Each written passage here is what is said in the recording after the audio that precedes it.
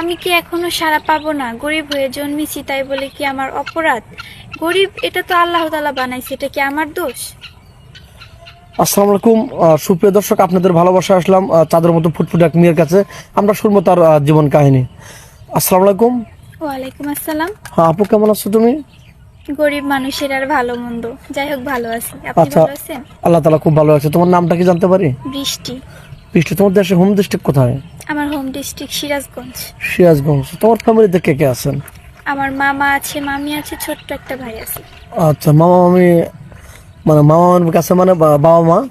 বাবা মা নেই, ছোটবেলা থেকে মামা মামির কাছে মানুষ হয়েছি। ও আচ্ছা, তোমার বয়সটা কত? 20+, 20 বছর। 20 বছর না? তোমার পড়াশোনা কতটুকু করেছো? SSC complete. তোমার উচ্চতা কতটুকু? পাসপোর্ট 2। 5 ফিট 2 ইঞ্চি। জি। এসএসসি পাস করছো। জি। এখন আমাদের ক্যামেরার সামনে কেন আসছো? আপনাদের ক্যামেরার সামনে আসছি আমি একজন ভালো মনের মানুষ খোঁজার জন্য। আচ্ছা, ভালো মানুষ, ভালো মনের মানুষ খোঁজার জন্য, এই জন্য আশা ভরসা নিয়ে আমাদের ক্যামেরার সামনে আসছো, জি। তাই তো? জি। তা তোমার মামা কি করেন? মামা রিক্সা চালায়। সে কি তোমাকে বিয়ে দেওয়ার মতো অ্যাবিলিটি নাই? না, তাদের সামর্থ্য নেই আর কি। যদি কেউ আমাকে বিনা যৌতুকে বিয়ে করতে চায় তাহলে আমি তাকে বিয়ে করবো। বুঝতে আমি পেরেছি। আপনাদের ক্যামেরার সামনে এসেছি। আচ্ছা, তুমি কি ধরনের স্বামী চাচ্ছ? যেমন তোমার বয়স 20, কতটুকু বয়স হলে তোমার সাথে মেচুরড হবে? বয়সটা যেমনই হোক, বয়সটা ফ্যাক্ট করে না। আমি এমন একজন ভালো মনের মানুষ চাই যে শুধু আমাকে ভালোবাসবে, বুঝবে, আমাকে সবসময় আদর যত্ন করে রাখবে। বুঝতে পারছি, তুমি একটা অসহায় ইতিম মানুষ, তোমাকে জানি খেয়াল খুশি মতো তার সাধ্য মতো তোমাকে রাখতে পারে, এটুকুই তোমার চাওয়া পাওয়া।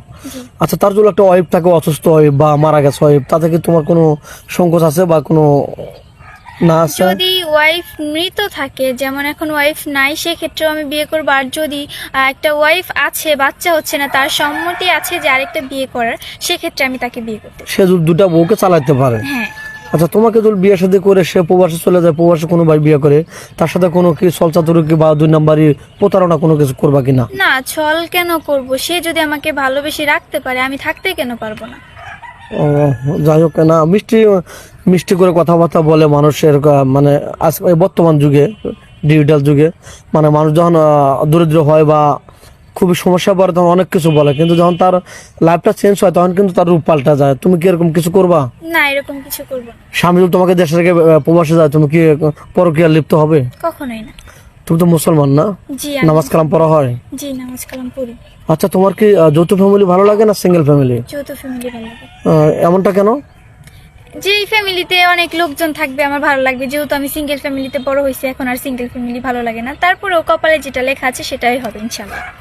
আচ্ছা, তোমার এই ভিডিও তো পাবলিক হচ্ছে, সব দেশ থেকে প্রবাস থেকে, মানে যে কোনো প্রান্ত থেকে মানে মানুষ দেখছে। তোমাকে কিভাবে পাবে? একটু তোমার ফোন নাম্বারটা স্ক্রিনে দিয়ে দাও। ভাইয়া, আমার তো ফোন নেই, আপনাদের মাধ্যমে আমার সাথে যোগাযোগ করতে পারবে।